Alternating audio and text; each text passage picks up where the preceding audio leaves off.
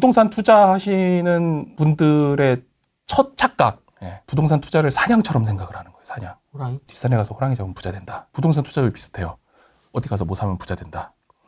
그러면은 이 사냥꾼이 호랑이를 잡으러 가는 거예요. 사냥꾼이 가면 괜찮죠. 일반인들이 가기 시작하는 거예요. 나무꾼. 호랑이 잡으면 부자 된대. 저 집 뒷집 최 씨가 호랑이 잡아서 부자 됐야. 그러면 이제 가는 거죠. 호랑이 만났어요. 잡겠어요? 잡히겠어요? 잡히죠. 잡아먹히는. 잡아먹히는 거예요. 그냥 잡아먹히는 거예요. 근데 호랑이를 만날 수나 있으면 다행이라는 거죠. 만나지도 못해요. 그 기회가 쉽게 오는 기회도 아니기 때문에 호랑이 만나기도 쉽지 않을 거고 결국 계속 떠돌다가 다시 돌아오는 거예요. 돈도 못 벌고 힘만 빠지고. 근데 실제로 이렇게 투자를 한 건 해서 크게 돈을 벌고 싶다라는 마인드로 부동산 투자를 하게 되면은 결국 잡아먹히거나 뭐 알 수 없게 되거나 이런 상황인데 네. 진짜 제가 생각하는 부동산 투자의 현실은 이렇다라는 거죠. 원앙 소리 소. 오랫동안 농사를 지면서 소를 키우셨던 할아버지거든요. 이 소랑 그냥 평생 가는 거예요. 평생 가면서 농사 짓고 가을에 열매 나오면 그거 먹고 사실 이렇게 매일매일 밭을 돌보고 열심히 일하는 게 부동산 투자지 않을까. 저는 이렇게 생각을 해요. 그 주위에 있었던 분들도 다 이제 그렇게 열심히 일을 하셨다라는 것도 알고 있고 네. 이번은 월세 받는 아파트를 위해서 스스로 목표를 설정하는 방법. 네. 어떻게 내가 투자를 할 것이냐. 네. 그거에 대해서 목표를 설정을 해야 돼요. 네. 그래서 최초의 목표는 내가 부동산에 투자를 한다라는 목표는 돈이 되면 안 된다라는 게 전 첫 번째거든요. 내가 부동산 투자해서 돈 벌 거야 라고 하면은 돈을 잃은 목표가 없는 거예요, 그냥. 그리고 결국 돈만 쫓게 되거든요. 그러면은 돈을 많이 버는 상품, 요거에만 초점이 되다 보면은 다른 것들을 다 무시하게 돼요, 사람들이. 그래서 너무 맹목적으로 돈을 쫓기보다는 그래도 이 집에 사는 사람이 안정적이고 행복하게 사는 집을 찾았으면 좋겠다. 라는 게 첫 번째 목적이 돼야 된다라는 거예요. 네. 왜냐하면 부동산 투자라는 게 사실 그 안에 살고 있는 사람들이 행복해야 그만큼 가치가 높은 게 있거든요. 네. 그래가지고 기본적인 목표는 그렇게 잡되 저 같은 경우는 4가지 원칙은 지켜줬다라는 겁니다. 4가지 원칙은 그래도 지키자. 첫 번째는 임대 수익률은 고려하자라는 거예요. 수익률이 안 나오고 이자가 더 높은데 거기는 투자할 이유는 없잖아요. 그래서 수익률은 첫 번째 고려하자. 두 번째는 보증금 반환은 제때제때 해주자라는 겁니다. 부동산 투자하면서 사실 제일 무서운 게 투자자들이 무서워하는 게 보증금 못 빼주는 거잖아요. 한 채나 두 채 있고 금액이 적을 때는 괜찮아요. 어떻게든 마련해가지고 해줄 수 있겠지만 이게 투자자로서 개수가 늘어나면 늘어날수록 보증금 반환에 대한 이슈는 커지거든요. 진짜 하나 잘못하면 도미노처럼 무너지는 게 또 이제 그 투자 시장이니까 어쨌든 보증금을 반환해 줄 수 있는 능력은 내가 가지고 있어야겠다. 그만큼 현금을 유보해 놓든지 아니면은 우리 마이너스 통장을 열어 놓든지 대출로 가지고 있든지 해서 조금 돈은 안정적으로 가지고 있는 게 좋다라는 겁니다. 이게 뭘 뜻하냐면요. 내가 대출을 다 받아가지고 예를 들어 2억까지 받을 수 있어요. 그럼 2억 가지고 갭 투자를 할 수도 있잖아요. 네. 10억짜리 집에 전세 8억 껴가지고 살 수 있잖아요. 그런 투자는 그래도 좀 지양하는 게 좋겠다라는 거예요. 특히 뭐 지금 저희 나이 때도 그렇지만 은퇴하신 분들은 더더욱더. 왜냐하면 보증금 못 빼줄 수 있는 상황이 충분히 나오거든요. 그리고 직장이 없는 상태에서는 대출도 안 나와요. 대출도 안 나오기 때문에 그렇게 위험을 감수하면서 투자하는 것보다는 차라리 2억 가지고 2억보다 저렴한 아파트를 사서 안정적으로 월세를 받는 게 그나마 몸도 마음도 편할 거다라고 생각을 하는 거죠. 그리고 세 번째는 이제 뭐 신속한 민원 대응을 하자. 임차인이 마음에 안 드는 부분이 있으면 빨리빨리 고쳐주자. 만약 임차인이 뭐 고장 났어요. 비가 새요. 이러면 임대인들 전화 잘 안 받으시는 분들 계세요. 어쨌든 그래서 뭐 민원 대응을 해주자. 마지막으로 잘 팔자. 가격이 올랐을 때 잘 팔자라는 겁니다. 그래서 이 4가지가 있어야 그래도 안정적으로 계속 우리는 월세 받는 아파트를 가져갈 수 있겠다라는 거를 이제 목표로 잡고 갔습니다. 네. 내가 월세 받는 아파트를 투자할 건데 이 수익률을 몇 프로로 설정을 할지 그거를 보는 단계입니다. 그래서 무료로 볼 수 있는 사이트가 여기 보면 서울 프로퍼티 인사이트라는 데가 있거든요. 네. 이 사이트에 들어가셔서 경제 지표를 보시면요. 지금 우리나라 이 부동산과 관련된 경제 지표를 다 보여줘요. 다 보여주는데 그 안에서 몇 개만 뽑아왔습니다. 보면은 국고채 수익률이 3년 만기가 2.34 그리고 회사채 수익률 AA-3년 만기가 2.9 회사에 투자했을 땐 이 정도 수익률이 나온다라는 거예요. AA-는 대단히 대기업이거든요. 네. 진짜 어지간히 아시는 대기업들이 다 포함이 될 겁니다. 그리고 뭐 금리에 대한 정보도 나오고 소비자 물가 상승률 이런 것들도 나오고 있죠. 이거를 왜 저는 꼭 보냐 하면요. 이거는 그래도 부동산 투자를 할 때 이 수익률은 기본적으로 우리는 알고 가자라는 거예요. 아파트든 뭐 상가든 투자하는데 수익률이 국고채 수익률보다 낮거나 회사채 수익률보다 낮다. 그럼 그거 이상한 거거든요. 저는 그렇게 생각을 해요. 아무리 입지가 좋다라고 할지라도 버틸 수가 없는 거예요. 시세 차익을 시세 차익을 기다리는 거죠. 기다리는 걸 수도 있지 않습니까? 근데 시세 차익을 은퇴하신 분들은 기다리시기엔 너무 힘들어요. 왜냐하면 월급이 계속 나오는 것도 아니고 다른 수익률이 더 높은 상품이 있는 상태에서 수익률이 낮은데 언제 시세 차익이 나올지 모르는 상품을 이제 계속 투자해 놓고 기다린다는 거는 좀 투자는 시간과의 싸움인데 시간과의 싸움에서 지게 될 확률이 높거든요. 그러면은 뭐 가격이 원활히 오르지 않은 상태에서도 매도하게 되지 않을까 이런 생각이 듭니다. 그래서 기본적으로 국고채 수익률하고 회사채 수익률은 같이 봐주는 게 좋습니다. 또 우리가 같이 봐야 되는 거는 예금 금리예요, 사실. 예금 금리. 요거 마이뱅크라는 사이트에 가면은 지금 이 현재 기준하고는 맞지 않을 수는 있습니다. 방송일이 이제 달라지니까. 근데 최근에 봤을 때는 새마을금고에 넣어놓으면은 1년에 3.44% 정도 이자를 준다라는 겁니다. 그러면은 저 같은 경우는 요 3.44를 뭐로 잡느냐? 여기 옆에 써놨죠. 무위험 수익률로 잡아요. 무위험이라고 하는 거는 이 원금이 없어질 확률이 거의 없다라는 겁니다. 그렇죠. 은행에 넣어놓으면 없어질 확률이 없으니까. 그러면 내가 부동산에 투자해서 얻을 수 있는 기대 수익률은 몇 프로로 가져가야 되느냐? 최소 3.44 이상으로 가져가야 된다는 거예요. 왜냐? 부동산 투자는 아까 처음에 코인 말씀드렸잖아요. 그렇게 유동성에 대한 위험도 있고요. 뭐 경제 상황이 좋다 나쁘다에 대해서 월세가 오를 수도 있고 떨어질 수도 있고 내 부동산 가격이 오를 수도 있고 떨어질 수도 있고 그게 다 리스크인 거거든요. 네. 그런 수많은 리스크들이 존재하기 때문에 어쨌든 이 무위험 수익률보다는 높은 수익률을 가지고 있어야 그렇죠. 네. 그래야 하지. 그래야죠. 그걸 내 목표 수익률로 잡아야 되는 겁니다. 그렇게 해서 내 목표 수익률을 어느 정도 스스로 산정할 줄 알아야 돼요. 내가 이 위험 수익률 같은 거는 한 1% 정도는 내가 감당할 수 있겠어? 라고 하면 3.4 더하기 1, 4.4가 되는 거고요. 더 위험을 감수하더라도 난 높은 수익을 얻고 싶어. 라고 하면 3.4 더하기 1.6 해가지고 5 이렇게 맞추는 겁니다. 이걸 계산할 때는 넷으로 하는 거예요? 대출 빼고 합니다. 빼고? 네, 대출 빼고 맨 처음 해야 돼요. 그러고 난 다음에 이제 대출을 받았을 때 얼마 될지를 한번 계산하는 게 좋지. 왜냐하면 대출을 끼고 하기 시작하면은 상황마다 다 달라지고요. 그 상품마다 다 달라져요. 왜냐하면 이 상품을 누가 사느냐에 따라서 대출 금리가 완전 달라지잖아요. 그러면 똑같은 상품이라도 차이가 나니까 우리는 지금 투자할 때 상품별로 비교를 해야 되는 거잖아요. 뭐 아파트든 오피스텔이든 상가든 뭐 해야 되니까 그거를 똑같이 비교를 하려면 처음에 대출 없이 비교를 해보고 그 다음 대출을 넣고 비교를 해보고 이렇게 해주는 게 좋다라는 겁니다. 그 다음에 내가 어떤 투자를 할지 한번 생각을 해달라는 거예요. 아파트 투자를 한다라고 하면은 두 가지죠. 사실 월세 받는 투자 그리고 갭 투자. 그래서 많은 분들이 다 이제 아파트 투자는 갭 투자로 생각을 하시는데 갭 투자를 우리는 이제 매매 차익형 투자다라고도 얘기를 할 수 있어요. 네. 왜냐하면 매매 차익을 통해서 수익을 얻는 거잖아요. 전세 보증금이 올라서 그 돈을 받았다? 그건 수익일까요? 부채. 그쵸? 맞습니다. 원래 전세금 받았던 게 2억이었던 게 올라서 2억 2천이 돼서 내가 2천을 더 받았다. 그럼 내 부채가 2천 늘어난 거예요. 내가 나중에 2천을 더 빼줘야 되는 거거든요. 근데 그거를 수익이라고 생각하시는 분들이 계세요. 물론 그 당시에는 그렇게 보일 수 있죠. 돈을 더 받았으니까. 근데 어쨌든 나중에 더 빼줘야 되는 거고 아파트 가격이 뭐 올랐다. 오르면 좋은 거죠. 오르면 좋아서 또 더 수익을 얻을 수 있겠지만 만약에라도 더 떨어지면 내가 그걸 내줘야 되는 리스크는 더 커지는 겁니다. 그래서 그런 갭 투자는 장점과 단점 두 가지를 다 가지고 있어요. 야누스의 두 얼굴처럼 좋을 땐 진짜 좋지만 나쁠 땐 진짜 어려울 수 있는 그런 투자의 방식입니다. 그래서 갭 투자는 결국 마지막에 돈을 버는 거는 이 부동산을 팔아야 돈을 버는 거예요. 근데 언제 팔릴지를 예측을 할 수 있을까요? 언제 수익이 날지. 이재명 정부가 끝나면 나 있을 겁니다. 그거를 예측하는 게 상당히 어렵다는 거예요. 정권에 따라서 오를 수도 있고 떨어질 수 있는 거고 뭐 정책에 따라서 오를 수도 있고 떨어질 수도 있는 거고 이번엔 오를 것 같습니다. 하다못해 어떤 지역은 오를 수 있고 어떤 지역은 떨어질 수도 있는 거거든요. 꿋꿋하게 방송하고 있습니다. 떨어질 수도 있는 건데 안 넘어오네. 네, 내가 가지고 있는 부동산 그 지역에 대해서 그거를 맞추는 거는 사실 되게 어렵다라는 거예요. 물론 뭐 서울 전체적인 아파트 가격을 평균적으로 매겨가지고 뭐 과거 데이터를 보고 미래를 예측하는 그런 분석은 할 수 있겠지만 네. 실제적으로 내 거 하나에 대해서는 예측하기가 되게 힘들다라는 겁니다. 맞습니다. 그래서 사람들 보면 맨날 남의 집은 다 올라왔는데 내 집은 안 올랐다 그러잖아요.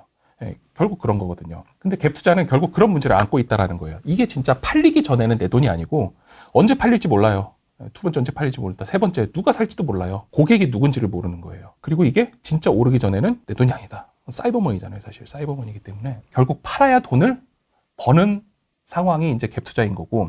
근데 은퇴하신 분들은 안정적인 캐시가 더 중요하지. 이거를 나이가 많은데 연세가 있으신데 언제 팔릴지 그냥 마냥 기다리기는 너무 힘들다라는 거예요. 그리고 갭 투자의 장점은 뭐 올랐을 때는 더 높은 수익률이겠지만 떨어졌을 때는 더 높은 위험률을 가지고 있다라는 게 이제 갭 투자의 특성이겠죠. 네. 근데 그거에 비해서 이제 월세를 받는 임대 수익형 투자를 보면요. 이거는 투자를 한 즉시 수익이 나오죠. 한 달 뒤면은 월세가 바로바로 들어옵니다. 그리고 그거를 통해서 수익률을 산정을 할 수 있어요. 즉 투자 상품으로서 목표 기준율이 내가 예를 들어 5%다. 그러면 이게 5%에 맞는 상품인지 안 맞는 상품인지를 비교를 할 수 있다는 거예요. 내 기준에 맞춰서. 근데 그거는 어떤 기준이냐? 월세에 맞춰서 돼 있으니까 월세는 미래로 계약이 돼 있죠. 뭐 2년으로 계약돼 있어 2년 동안 얼마 돈이 들어오는지를 알 수 있으니까 미래의 수익률을 어느 정도 예측을 할 수 있다는 겁니다. 그렇기 때문에 월세 투자를 하는 거는 내 기준에 맞춰서 내가 수익률을 어느 정도 가져갈 거다라는 걸 예측을 하고 투자를 하는 즉시 돈을 받을 수 있다는 거예요. 그게 사실 가장 큰 장점인데 물론 단점도 존재를 합니다. 초기 투자 금액이 크겠죠. 초기 투자 아무래도 큽니다. 그리고 큰 금액이 들어가는 아파트를 사기가 힘들어요. 내가 돈을 그렇게 많이 가지고 있지는 않으니까. 그렇죠. 대출 이슈도 있고. 대출 이슈도 있고. 특히 뭐 갭 투자는 보증금이 높으면 매매가랑 전세가 사이 갭만 투자하면 되는데 이거는 거의 제 돈이 다 들어가야 되거든요. 그래서 상대적으로 비싼 아파트를 살 수는 없어요. 근데 상대적으로 비싸지 않은 아파트의 장점은 또 무엇이 있느냐? 월세 수익률이 비싼 아파트보다는 높습니다. 그리고 부동산 상승장이 왔을 때 큰 아파트의 가격이 더 오르겠습니까? 이런 작은 아파트의 가격이 더 오를까요? 큰 거야. 가격 자체는 큰 게 오르거든요. 근데 비율로 보면은 가격이 저렴한 아파트가 비율로서는 더 많이 오르는 것도 있습니다. 왜 그러냐 하면은 20억짜리 아파트가 있고 2억짜리 아파트가 있습니다. 엄청 오르는 상승장이에요. 그러면은 그냥 비율로 봤을 때 20억짜리를 살 수 있는 사람이 대한민국에 더 많을까요? 2억짜리를 살 수 있는 사람이 대한민국에 더 많을까요? 라고 보면은 실제 유효 수요, 그러니까 이거를 살 수 있는 사람은 2억짜리를 살 수 있는 사람이 더 많은 거예요. 그러니까 투자자들이 20억짜리는 사실 쉽게 못 건드리거든요. 2억짜리로 다 가서 들어가는 거예요. 그러면 그거는 갑자기 가격이 이렇게 안정적으로 가다가 확 올라가는 그래프를 보여줘요. 그런 부동산들은 그런 거 우리 주식시장에서도 많이 보잖아요. 동전주, 가치주 이런 거 한 번에 가잖아요. 네. 사실 아파트 시장도 비슷하게 가요. 근데 그런 거는 그렇게 수익이 갑자기 높은 거는 뭐다? 리스크도 크다. 사실 리스크도 큰 경향을 보이거든요. 그러니까 우리는 그런 아파트들이 안정적인 수익을 좀 저렴한 가격을 가지고 있을 때 미리 들어가서 선점하자라는 거예요. 미리 들어가서 선점해서 그냥 기다리면 오를 때까지 너무 힘드니까 월세 받으면서 기다리자라는 겁니다. 그리고 올라갈 때 팔자. 근데 사람들은 언제 산다? 올라갈 때. 그게 돈이 목표가 돼서 그래요. 그러면 돈이 목표가 되면 이게 오르면 돈을 벌 것 같거든요. 근데 수익률 기준으로 투자를 하게 되면은 아파트를 보시면 예를 들어 1억짜리 아파트예요. 월세가 50만 원입니다. 아파트가 2억이 됐어요. 근데 월세는 50만 원이에요. 대부분 그래요. 아파트가 2억이 되고 월세는 50만 원이다. 그럼 수익률이 올랐어요? 떨어졌어요? 떨어졌어요. 맞습니다. 가격이 오른 거지 수익률은 떨어진 거거든요. 그러면은 1억이었을 때 50만 원 받는 아파트 상품과 2억일 때 50만 원 받는 아파트 상품으로 봤을 때는 1억이었을 때 50만 원 받는 아파트 상품이 더 좋은 거예요. 그때 투자해야 되죠. 2억이었을 때 50만 원이 되면은 이건 빨리 팔아야 되는 겁니다. 그래서 목표를 돈이 아니라 수익률로 잡으면은 그래도 남들이 안 살 때 살 수 있어요. 그게 진짜 상대적으로 평가가 절하되어 있는 시점일 수도 있거든요. 그래서 그런 거를 보기 위해서 우리는 목표 기준율을 잡아야 되고 월세를 기준으로 한번 생각을 해보자라는 겁니다. 그래야 아파트 가격이 떨어져도 1억에 50 받는 아파트가 예를 들어 8천만 원이 됐어요. 월세가 40만 원으로 떨어질까요? 또 그렇지도 않아요. 계속 50만 원으로 있습니다.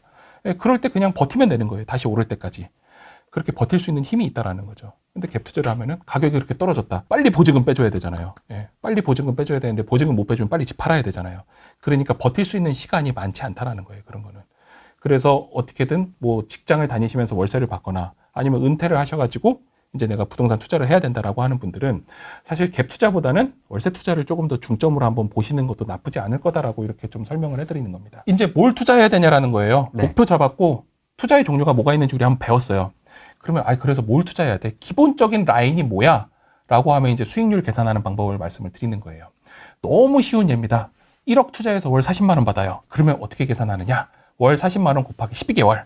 그렇죠? 나누기 1억 원 하면 연 4.8%. 이게 아주 평이한 방법이에요. 근데 뒤에 가서 조금 더 세부적으로 하는 방법을 말씀을 드리겠습니다. 그러면 4.8%짜리 상품이네라고 하고 대부분 요거 가지고 비교를 하실 거예요. 기타 부수 비용 다 빼고. 사실 그게 더 큰데. 그죠? 부수 비용이 더 큰데. 근데 더 사람들이 계산 안 하는 거는 아까 여기까지는 제가 목표 수익률로 맞췄다라고 했어요. 대출을 받았을 때도 생각을 꼭 해야 된다라는 거죠. 아까 그래서 너무 잘 물어보셨어요. 대출을 받았을 때 목표로 해야 되느냐. 처음에 대출 없을 때로 한번 보고 그다음 대출 받았을 때도 한 번씩 봐야 된다라는 겁니다. 필연적으로 봐야 되는 겁니다. 근데 이자가 월 45만 원이다. 뭐야 이거? 마이너스. 까먹네? 까먹죠. 까먹는 거예요. 수익률이 아무리 높아도 금리가 높으면 까먹는 겁니다. 근데 이렇게 까먹어도 여기가 입지가 너무 좋아요. 막 GTX 들어오고 막 여기 앞에 도로 넓어질 거고 엄청 좋은 학교 들어오고 그래요. 그러면은 저 같으면은 투자 안 할 것 같거든요. 못해요. 왜냐하면 돈을 잃으니까. 당장 돈을 잃으니까 저는 그냥 지금 돈을 버는 거에 투자하는 게 좋아해가지고 저는 안 할 것 같아요. 근데 은퇴자 입장에서도 똑같다라는 겁니다. 은퇴하시는 분들이 그래 GTX 들어오는 거 알아. 계획이 있어. 언제 뚫릴지 알아요. 그게. 그렇게 기다릴 수 있는 시간이 없으니까 이런 거는 조금 피해서 우리 한번 만들어 보자라는 겁니다. 네, 여기까지 해서 이제 목표를 잡는 방법을 좀 말씀을 드렸고요. 네.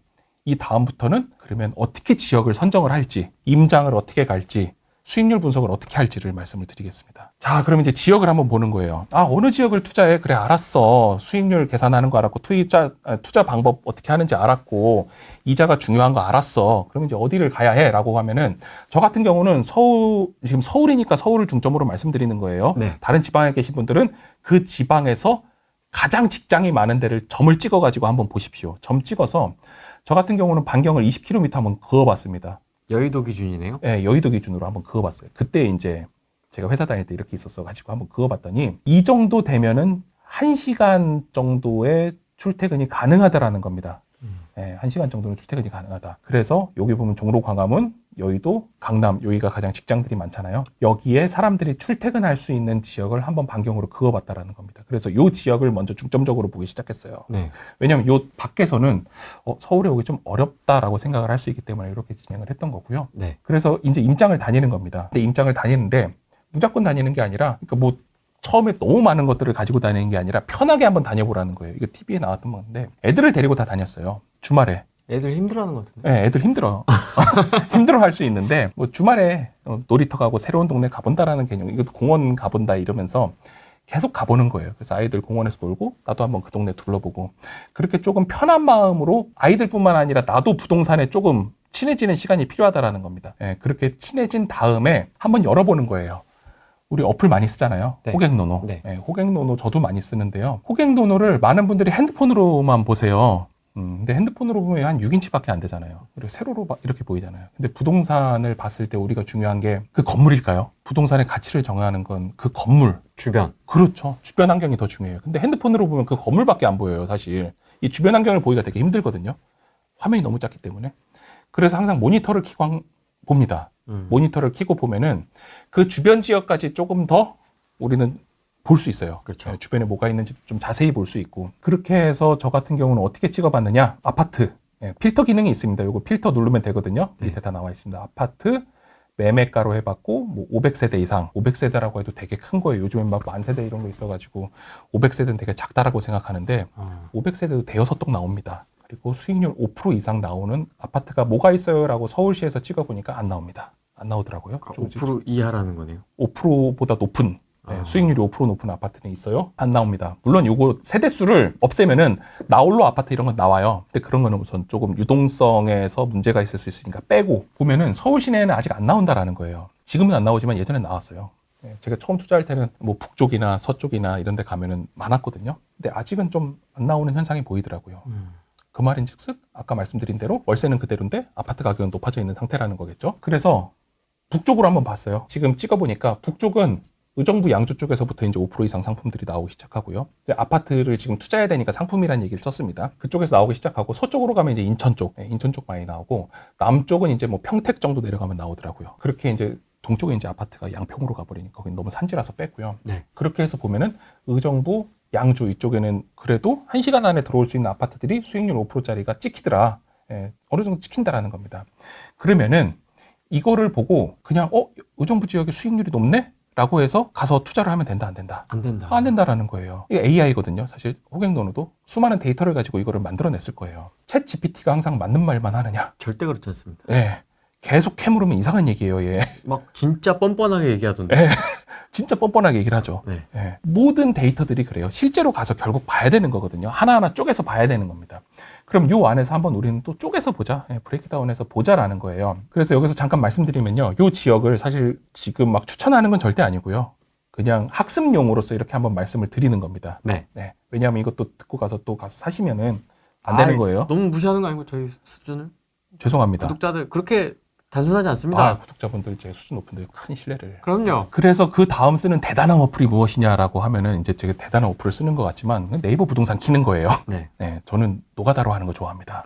그게 제일 정확하거든요, 항상. 그래서 네이버 부동산을 키고 아까 호갱론으로 봤을 때 5%가 많은 아파트, 그러니까 수익률 5% 나오는 아파트들이 있는 곳을 한번 찍어보는 거예요. 그래서 찍었을 때 여기서도 필터를 겁니다. 아파트로 하고 매매로 했고요. 2억 이하로 한번 찍어봤어요. 그래도 투자금이 우린 많지 않으니까. 그리고 500세대 이상으로 한번 찍어봤더니 요 주변에 있는 아파트들이 뜨네요. 네. 아마 여기서 5% 있는 아파트들이 이제 아까 이렇게 보였겠죠. 네. 그럼 그 중에 아파트 단지를 하나 해봤어요. 네. 아파트 단지를 이게 진짜 5%가 나오는지를 한번 검토를 해보는 거죠. 그래서 보니까 요거 이제 장암동에 있는 아파트를 한번 봤습니다. 네, 보니까 방 2개짜리 아파트고요. 1200세대 정도 있어요. 그리고 단지가 큰 아파트고 나쁘지 않습니다. 1999년도 아파트고요. 주변에 학교들도 있고 대로도 접해 있고요. 그래서 봤더니 매매가가 2억, 2억 3천, 2억 5천 이렇게 있네요. 네. 그러면은 2억은 금매라고 써 있으니까 2억짜리 사야겠다라고 생각을 하실 수 있습니다. 2억짜리가 제일 5천만 원이나 차이 나잖아요. 네. 5천만 원 차이 나면 이제 2억짜리가 진짜 금매네? 빨리 가서 잡아야겠다라고 이제 생각을 하시겠죠. 네. 그럴 때는 실거래가 한번 빼보자라는 거예요. 실거래가 그냥 옆에서 클릭하면 나오거든요. 클릭해서 보면은 2024년 7월 그래도 시간 좀 된 걸 가져왔어요. 왜 그런지 이따 말씀드릴게요. 1억 9천에도 거래가 됐다라는 거예요. 1억 9,300, 1억 9,500. 그러면 2억짜리는 이건 금매일까 아닐까라고 보면은 아니네. 진짜 금매는 아닐 수 있다. 그냥 2억 5천에 비해서 좀 싸게 나온 집일 것이다. 라는 겁니다. 수리 상태가 조금 다를 것이다. 네, 수리 상태도 조금 다를 것이고 그 이유가 있을 것이다. 진짜 금매는 네이버 부동산에 나온다, 안 나온다? 안 나온다. 안 나온다. 이미 다 아는 사람들이 집어간다라는 거죠. 맞습니다. 네. 그래서 요 아파트 실거래가 추이를 보면요. 여기 1억 5천 요대에서 계속 거래가 됐었어요. 1억 5천 쪽에서 거래가 되다가 누군가 3억 4천을 찍었네요. 네. 3억 4천이? 네, 3억 4천이에요. 와. 3억 4천을 누군가 찍은 거예요. 찍고 나서 한 6개월, 1년 동안 거래가 없습니다.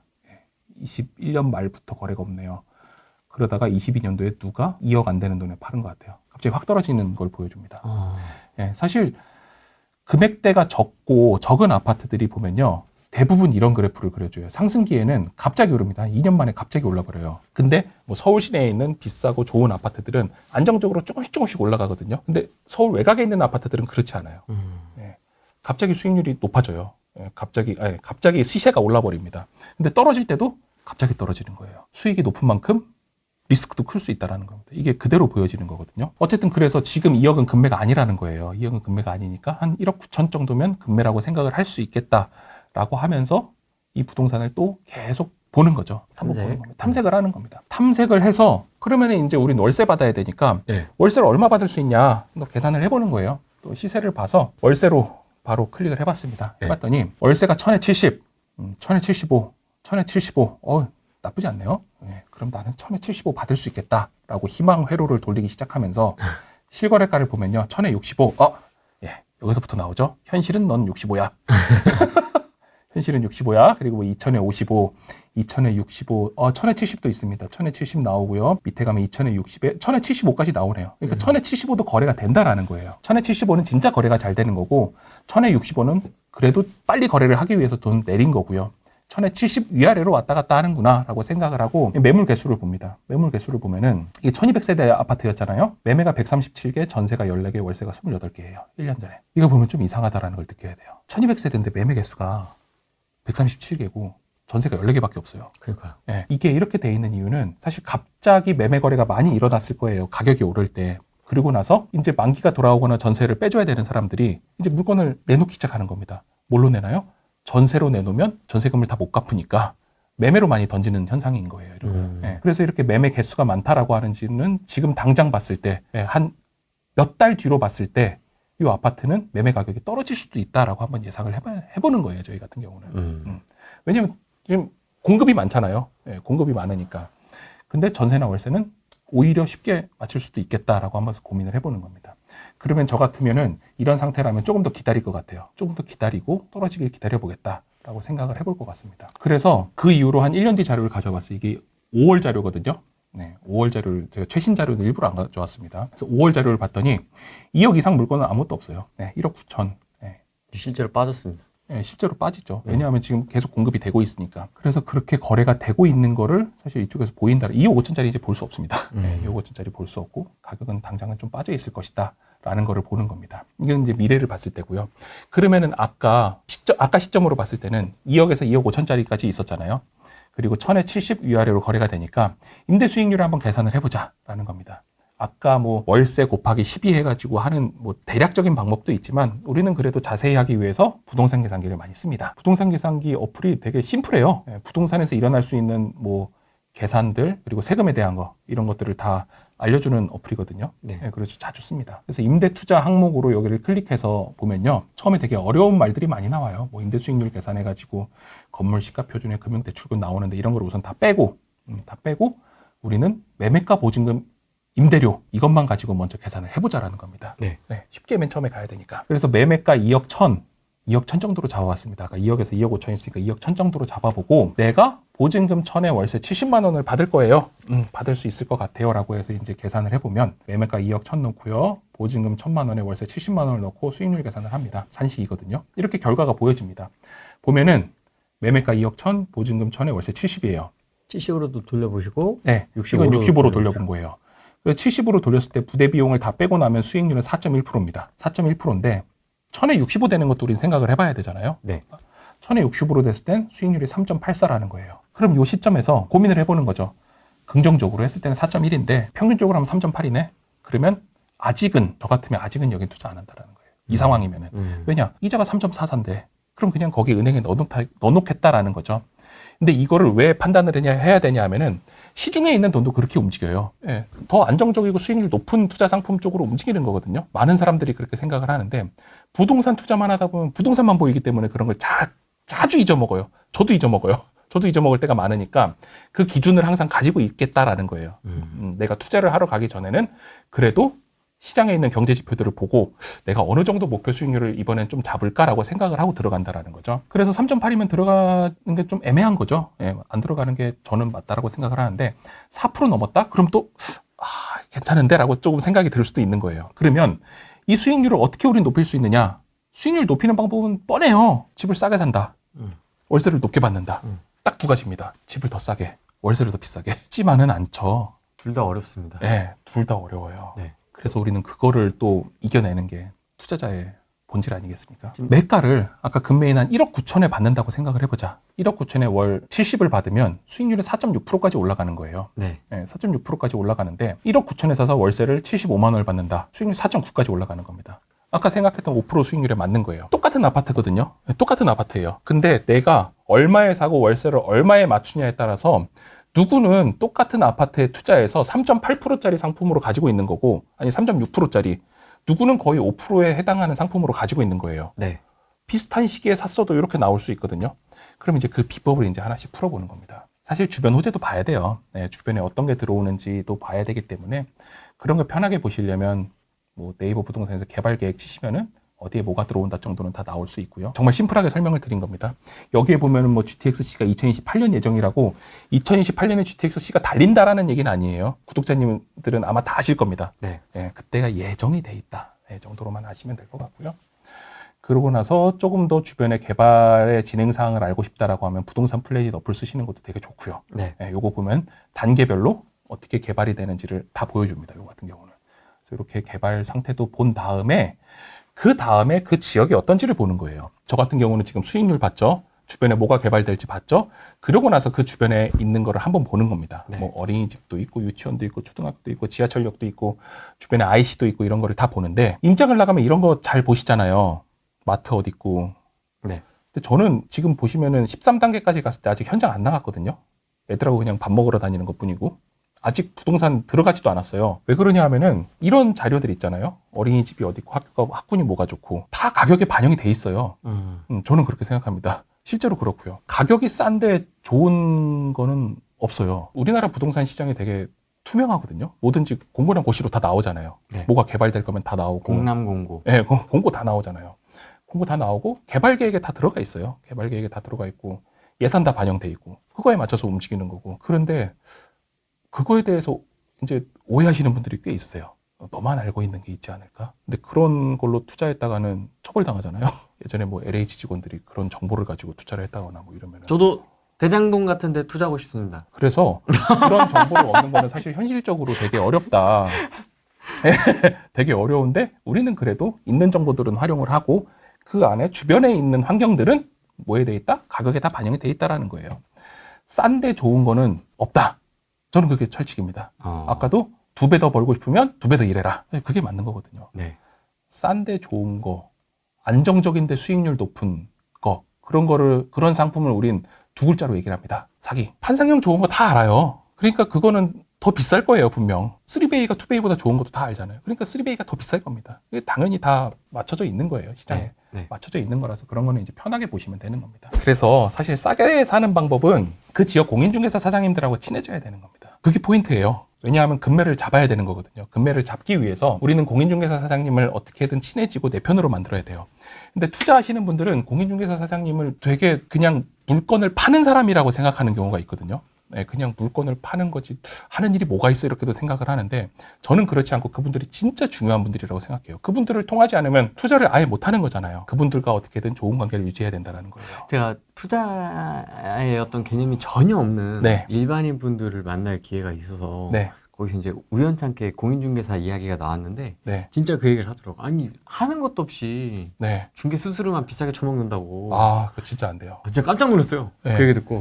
그러니까 막 다 맞아 하는 거예요. 네. 가만히 있었지 아무 말도 안 하고. 네. 이런 생각을 하는구나. 네, 그렇게 생각을 하시죠. 그래서 어떻게든 막 깎으려고 막 한다고 자기는. 근데 제 주변 사람들한테 최대한 베풀고 이 사람이 기분이 좋아야 저한테 기분 좋은 일이 오는 거거든요. 부동산 물건도 소개해주는 사람이 기분이 좋고 내 편이어야 나한테 좋은 물건이 오는 거예요. 예를 들어서 똑같은 물건이 있습니다. 2억짜리 아파트가 있어요. 매도자는 복비를 다 준다 그래요. 근데 매수하는 사람은 깎으려 그래요. 계약도 하기 전에 복비 다 못 줘요. 이래요. 그러면은 가운데 중개하시는 분 입장에서 누구 편을 들겠어요? 매도자 입장을 드는 거예요. 그럼 매도자가 2억인데 2억 1천에 팔래요. 그러면 2억 1천 되는 거예요. 근데 매수자가 2억 1천 너무 비싸잖아요. 2억으로 깎아주세요라고 하면은 중개사님 입장에서는 안 돼요. 이렇게 나오는 거죠, 그냥. 아니 이제 안 돼요라고 네. 얘기 안 하고 해봤는데 네, 얘기해봤는데 안 되더라. 안 되더라. 보통 그렇게 되는 거죠. 그러니까 가운데서 우리는 그 중개인분들을 최대한 우리 편으로 만들어야 된다라는 거예요. 그렇게 하는 방법을 이제 되게 쉬운 방법입니다. 어떻게 좀 하세요? 그래서 이 단계별로 가져왔어요. 제가 아까 뭐 한 개 단지를 예시로 들어드렸잖아요. 근데 1억 9천에 사서 1000에 70으로 두면 어느 정도 수익이 나오는 거예요. 그럼 1억 9천보다 싸게 사고 싶은 거예요. 매물이 아까 2억에 나와 있는데. 네. 그럼 어떻게 1억 9천에 사느냐? 처음에 그 네이버 부동산을 보면서 저 같은 경우는 엑셀로 다 정리를 해요. 전부 다요? 공인중개사 사장님 조남 전화번호를 싹 적습니다. 그러면 한 20개 나와요. 엑셀에다가. 네, 어지간한 단지는 한 20개 나와요. 그럼 20개를 한 분씩 전화를 해봐요. 네, 한 분씩 내가 언제 정도 방문하고 싶다, 뭐 보고 싶다 이런 거를 그래도 전화하고 가는 게 예의지. 그냥 불쑥 들어가면은 그분들도 스케줄이 있거든요. 그래서 대응을 잘 못하실 수도 있어요. 그래서 하나하나 전화를 해보는데 전화를 언제 하겠어요? 회사 다니면은 저녁에? 주말에요? 저녁 주말 말고 점심시간에. 네, 점심시간에 그렇게 전화를 하면 안 돼요. 점심시간에 부동산이 제일 바쁘거든요. 그렇죠. 잔금 왔다 갔다 하고 집 들어가고 집 나가고 막 이러고 있는데 점심시간에 전화하면 진짜 안 돼요. 그러니까 아까 말씀하신 저녁 때 한 5시 이후 4, 5시 이후 되면 우리 등기소로 사무장님들 다 출발했잖아요. 맞아요. 잔금 치고. 맞아요. 네, 다 출발했으니까 그때 이후에 이제 사장님들이 한숨 놓았을 때 전화를 하는 거죠. 그렇다고 아침 일찍 전화해서도 안 돼요. 그래서 그때 전화를 하면은 그래도 좀 여유가 있으시니까 그때 말씀을 드리는 거예요. 내가 여기 월세 받는 투자를 좀 하고 싶습니다. 그거 명확히 해야 돼요. 내가 여기서 살 건지 투자를 할 건지 명확히 얘기를 하는 게 좋습니다. 이도저도 아니면 나중에 이도저도 아니게 돼요. 그러면은 공인중개사 사장님들 중에 뭐 친절한 분들도 있고 안 친절한 분들도 있을 거예요. 분명 그렇죠. 그러면은 초보 투자자분들은 어떻게 하시냐? 어디 가겠어요? 친절한 데를 가려고. 그렇죠. 친절한 데 가려고 하죠. 왜냐하면 공인중개사 사장님이 잡아먹을 것 같거든요.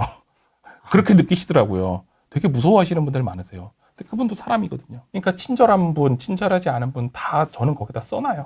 뭐라고 써요? 친절함 이렇게? 친절 4개. 강도, 별 4개, 별 5개 이렇게 다 가보는 겁니다. 다. 그 중에 몇 개를 뽑아서 친절한 데 하나 갔으면 불친절한 데 한 대를 꼭 가요. 왜냐? 친절한 데는 친절한 이유가 있을 거라는 거죠. 투자자들이 많이 오는 데일 수도 있고 상대적으로 물건이 많이 없기 때문에 더 친절을 베풀 수도 있고 근데 불친절한 데는 또 불친절한 이유가 있을 거라고 저는 생각을 하거든요. 왜냐? 물건이 많을 수 있어요. 그 지역에서 오랫동안 한 사람일 수 있어요. 그런 분들은 어차피 지역 주민들이 이사 다니면서 중개하면서 먹고 사시는 분들이 꽤 있으세요. 오래된 단지일수록 그런 분들 많으시더라고요. 특히 토지하러 가면 더 많거든요. 네, 이미 그분이 뭐 통장 이런 거 하고 계세요. 그래서 그런 데는 그렇게 친절할 필요가 없는 거예요. 외지 투자자한테 왜 친절해요? 맨날 올 손님도 아닌데. 그러니까 그런 마인드를 가지고 가면은 상처를 덜 받아요. 상처를 덜 받고 친절한 분들은 아 이래서 친절하구나. 불친절한 분들은 그래 불친절할 수 있지. 그러면 혹시 더 좋은 물건이 많지 않을까라고 생각을 하면서 친절한데 불친절한데 다 가는 거예요. 그래서 관계를 조금씩 쌓아나가는 겁니다. 어떻게 쌓느냐? 처음에 가서 명확히 얘기를 해요. 내가 1억 9천 정도밖에 돈이 없다. 왜냐하면 1억 9천을 사야 지금 수익률이 나오니까 명확히 금액에 대한 가이드라인을 줘야 되는 겁니다. 그렇게 주지 않고 저 그냥 싼 거 찾아왔어요 라고 하면 2억이 싸요 이렇게 나와요. 그러니까 1억 9천짜리 찾으러 왔어요 라고 하면은 없어요 라고 얘기해요. 없잖아요 지금 물건이. 없어요 라고 얘기하면 네 그러면 나오면 연락 주세요 라고 하는 겁니다. 그때 바로 살 필요 없어요. 그냥 좀 기다리면 돼요. 수익률 맞을 때까지. 그래도 안 맞는다? 그럼 다른 지역 가서 또 투자를 하면 되는 겁니다.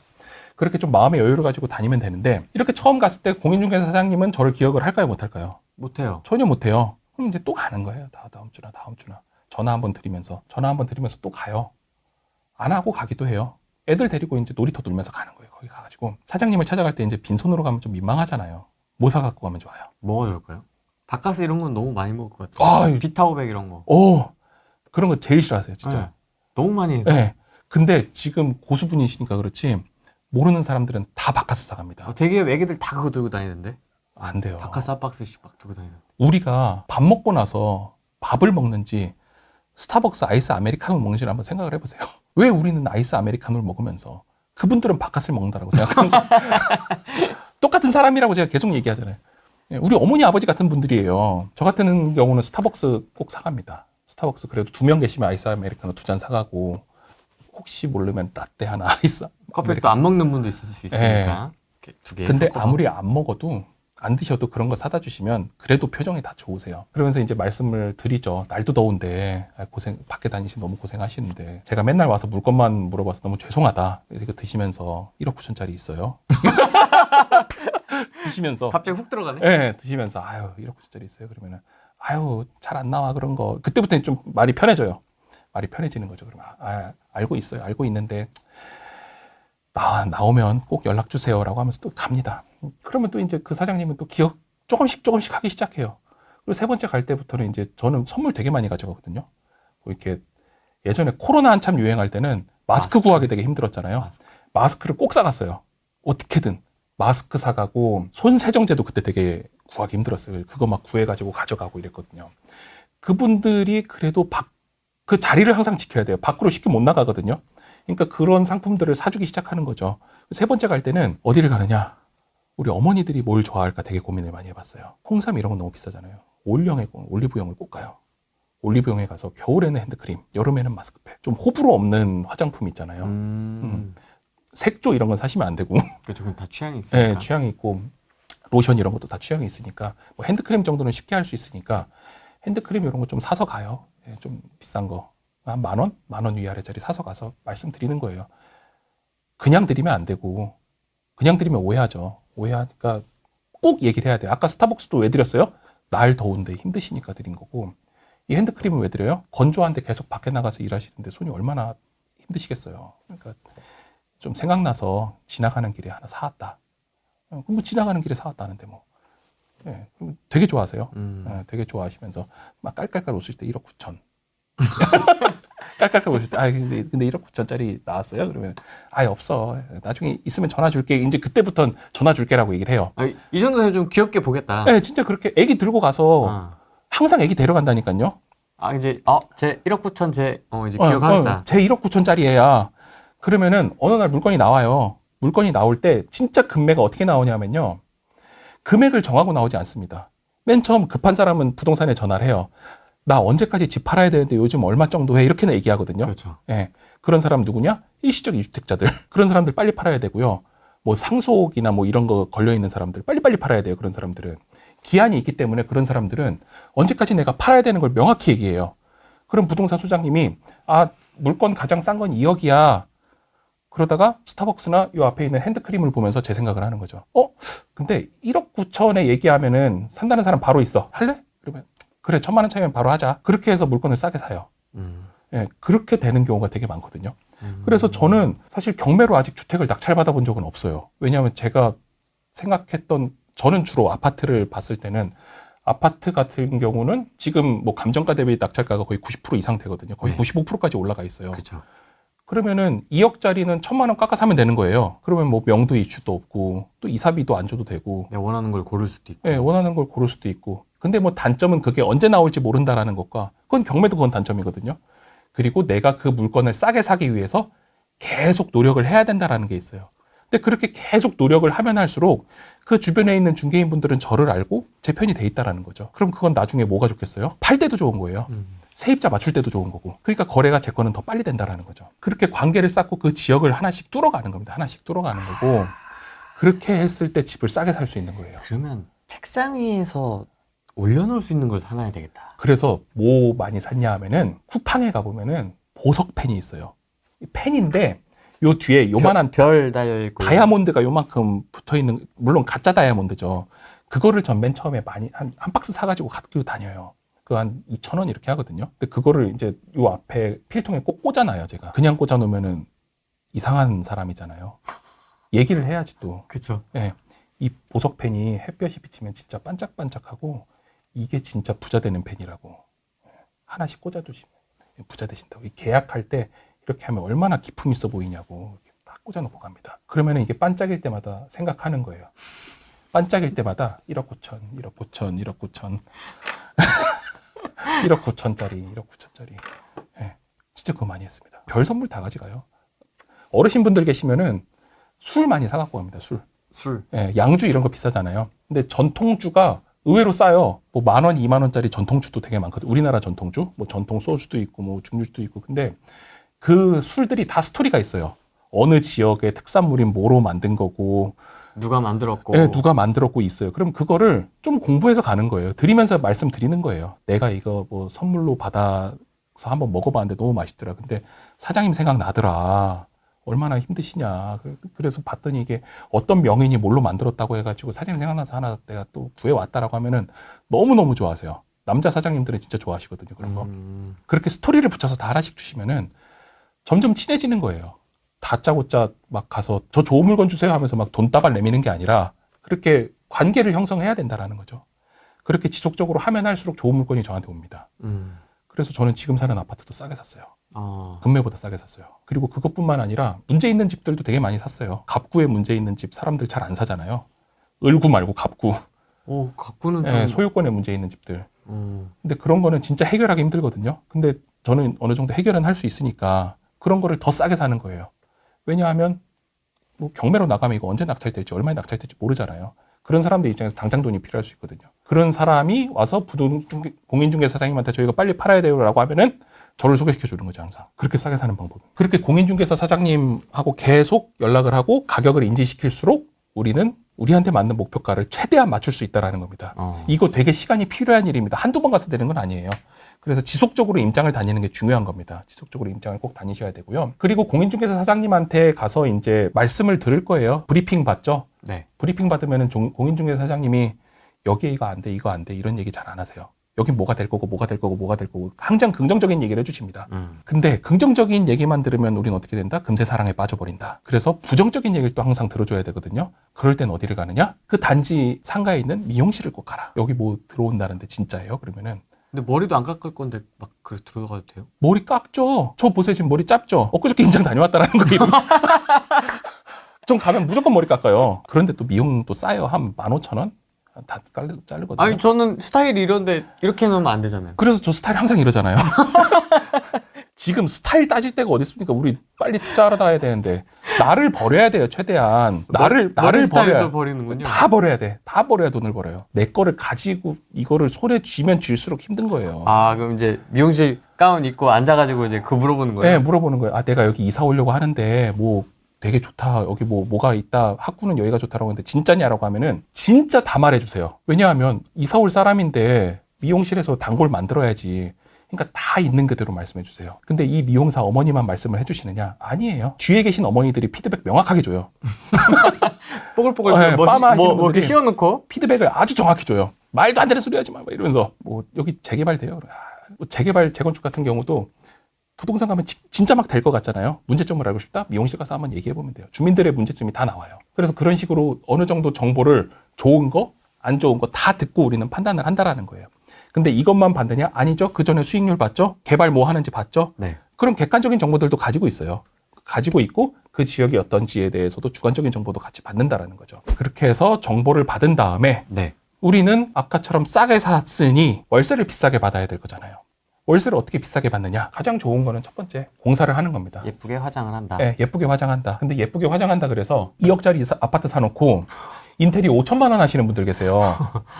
진짜 있어요. 막 인터넷에서 되게 유명한 디자이너가 하는 업체를 선정하신 다음에 그런 분들은 항상 CAD로 이렇게 막 도면을 그려오시거든요. 제 집이 이렇게 360도로 돈다. 네, 그러잖아요. 항상 뭐 VR 세계로 막 돌고 이러면은 하면 안 되는 거예요. 그런 데는. 돈다. 네, 가상 세계로 이미 스케치를 그려왔다라고 하면은 하면 안 되는 겁니다.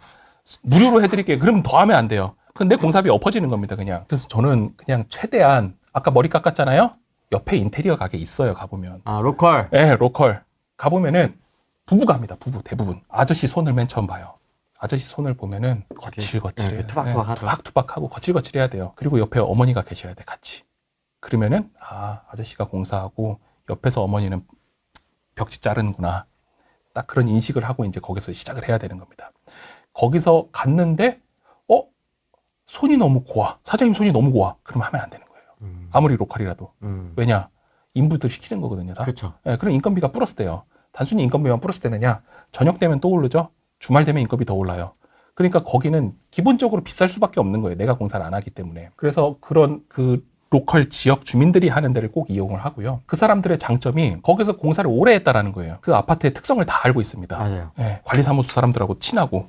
그러니까 뭐 민원 나오는 것도 잘 없고. 왜냐하면 이 집도 내가 해줬는데 서로 다 아는 거예요. 그래서 민원 나올 확률도 적고 안에 어떤 자재를 써야 되는지도 잘 알고 관리소랑 싸울 일도 없어요. 그래서 꼭 그거를 택하고 그런 집에 가봐서 보면은 이렇게 테이블 있고 옆에 뭐 있어요? 타일 막 쌓이잖아요. 맞아요. 타일하고 벽지 막 뜯어져갖고 막 쌓이잖아요. 그런 걸 잘 봐야 되는 거는 타일을 한 장을 써요. 근데 한 박스에 10장이 들어있거든요. 그러면 저 멀리 있는 업체들은 그렇게 한 장 썼어. 9장 남아. 쓸 데가 없어요. 버려요. 그럼 나한테 청구되는 거는 10장이에요. 한 박스 가격. 한 장을 써도. 근데 그런 데는 그 아저씨 나름대로의 디자인 표준안이 있어요. 어떤 집은 어떻게 하고 어떤 집은 어떻게 하고. 그래서 아예 얘기를 해요. 저 월세 받을 집이요 라고 하면 알아서 견적서를 줘요. 맞아요. 네. 그럼 그거에 맞춰가지고 남는 타일은 가지고 있다고요. 그럼 또 그거에 맞춰가지고 쓰는 거예요. 그런 분들은. 그러니까 기분 더 가격이 쌉니다. 근데 딱 그 집만 받느냐? 그럼 또 안 되죠. 옆집도 가봐야죠. 옆집도 가봐서 가격 비교를 합니다. 거의 비슷할 거예요. 그러면 그래도 한 번 더 받아야죠. 그래서 저는 한 3군데 정도 받는데 마지막 한 군데는 그래도 좀 다른 단지에 가서 받아요. 그 주변이지만 뭐 다른 단지. 그렇게 해서 세게 보면은 어느 정도 가격이 합리적인지가 보여요. 그래서 가장 합리적인 데에서 그냥 하는 겁니다. 그 집 주변에 있어야 나중에 고장나도 AS를 해줘요. 맞아요. 예. 강동구에 살고 있는데 인터넷을 통해서 강서구에 있는 업체를 썼어요. 그럼 AS 해주러 안 와요.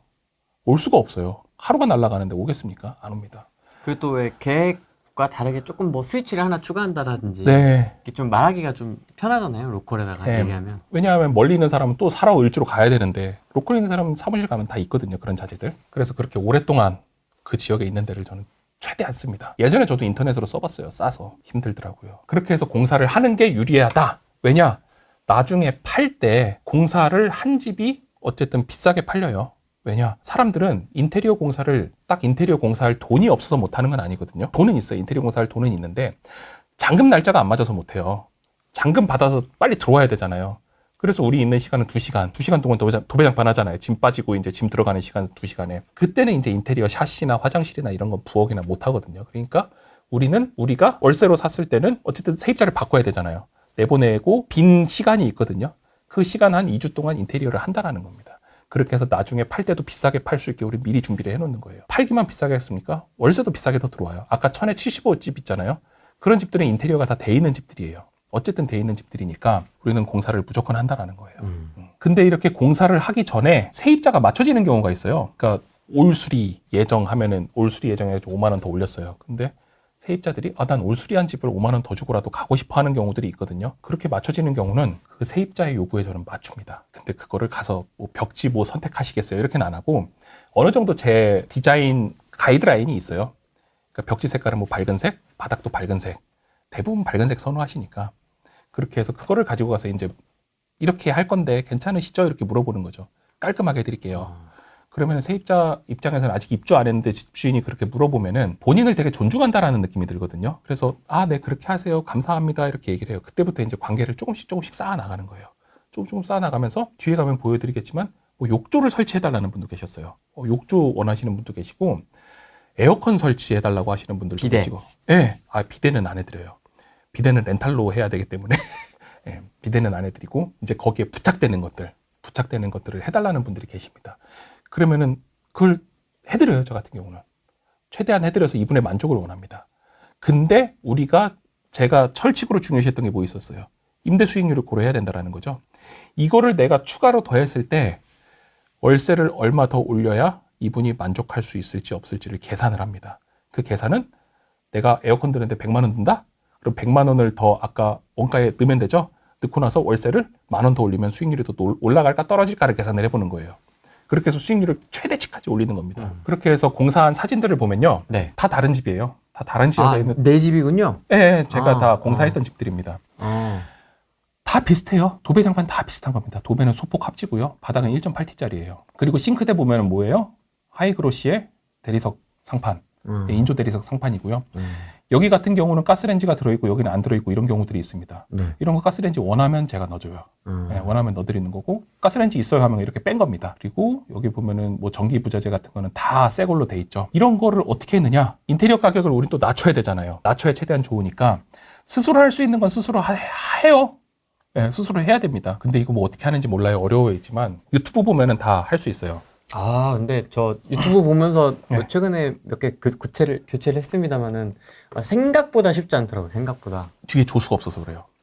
저희 저 애들 있잖아요. 아들 셋이나 있잖아요. 왜냐면 유튜브에서 이렇게 하라고 했는데 네. 내가 열어보면 그 상황이 아닌 거예요. 다르게 생겼어요. 네. 선이 이렇게 안 꼽혀 있고 이렇게 꼽혀 있고 이래요. 네. 네. 그래서 상황이 제각각이더라고요. 쉬운 방법은요. 이렇게 뺐을 때 선을 바로 빼지 말고요. 지금 스위치 말씀하시는 거죠. 네.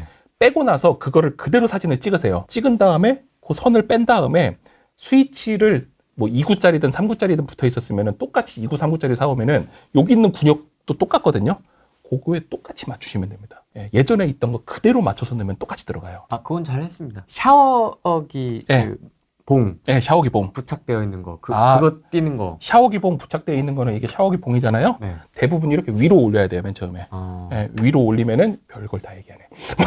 위로 올리면 이렇게 고리처럼 돼 있는 게 이렇게 2개 붙어 있을 거예요. 그거 네. 나사로 빼야 됩니다. 그래서 이런 스위치, 전등 같은 거는 다 인터넷에서 사서 제가 한 겁니다. 이런 거 실제로 뭐 인테리어 가게 가면은 10만 원, 20만 원 받거든요.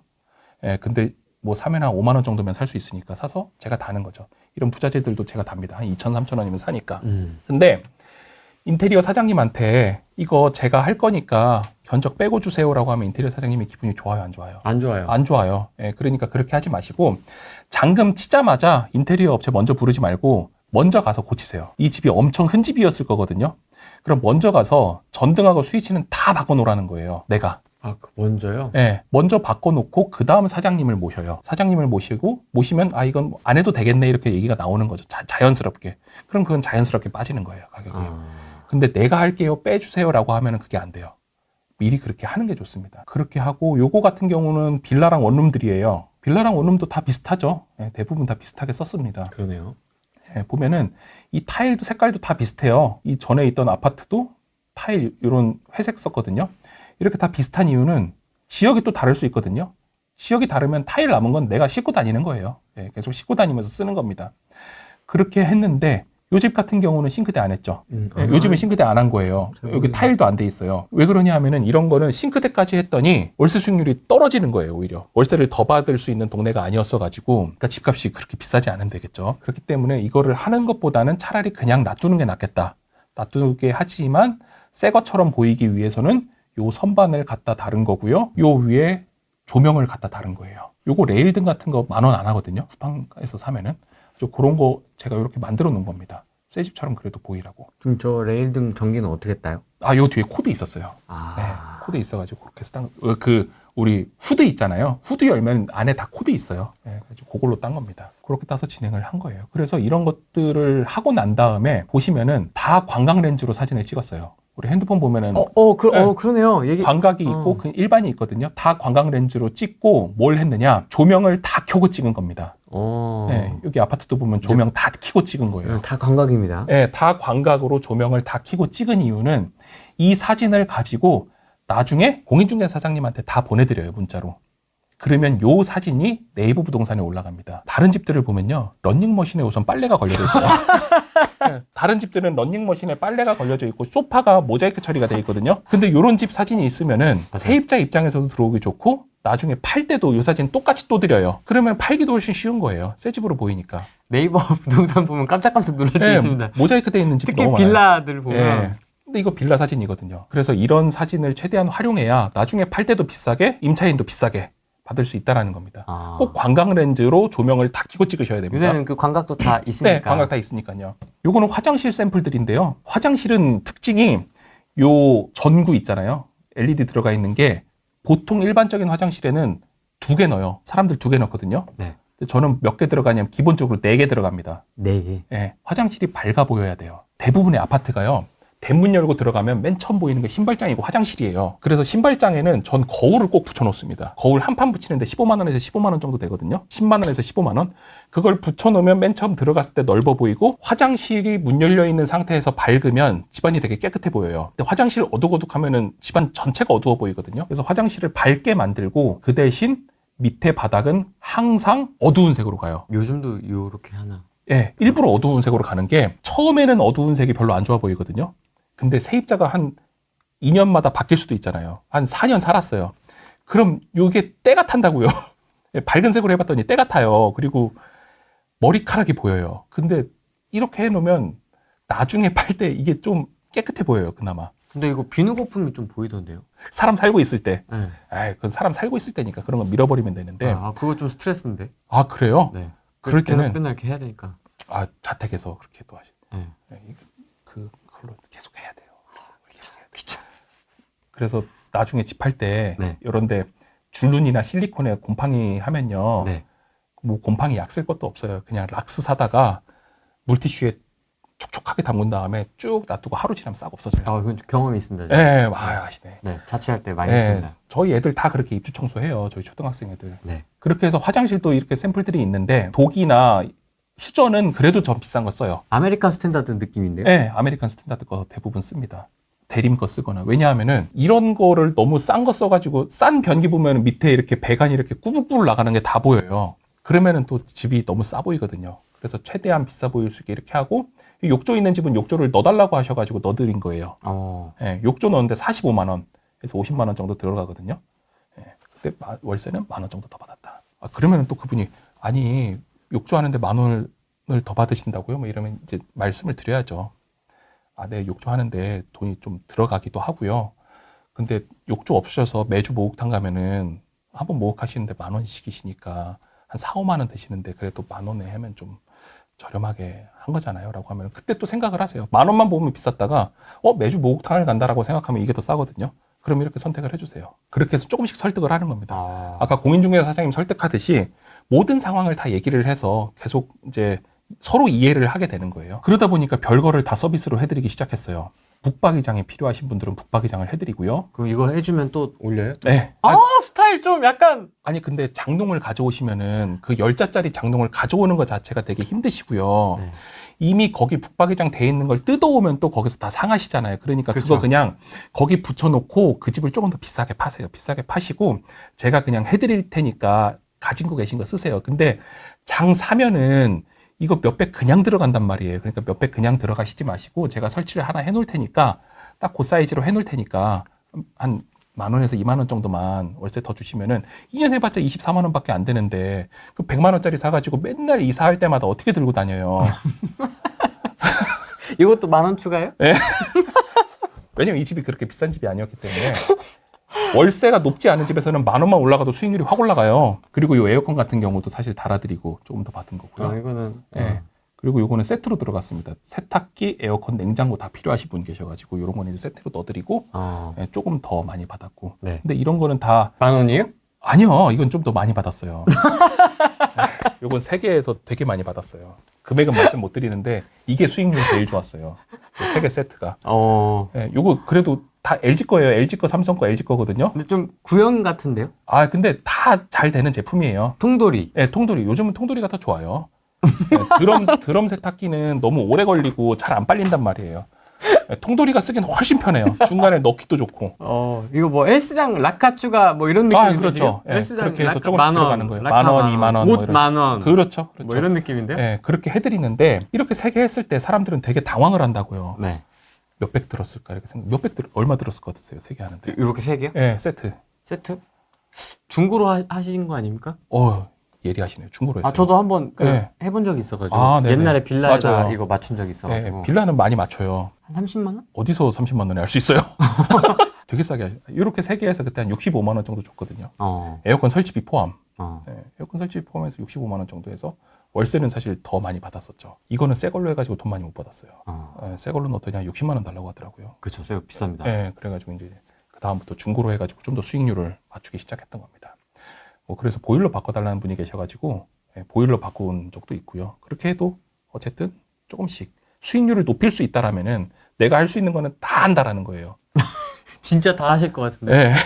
그렇게 해서 우리는 싸게 사서 수익률 높이는 방법까지 지금 배워봤습니다. 관계를 어떻게 잘 형성할 수 있느냐에 대해서 말씀을 드릴 거예요. 레포를 잘 형성을 해야죠. 레포를 잘 형성을 해야 됩니다. 네. 왜 그러냐 하면은 아까 제가 부동산 투자하는 목적과 행동들을 봤을 때 마지막에 있는 게 뭐예요? 매도거든요. 네. 네, 매도는 무조건 해야 되는 거예요. 근데 매도를 못하게 되는 가장 큰 이유 중에 하나가 무엇이냐? 안 보여줘요. 안 보여줘요.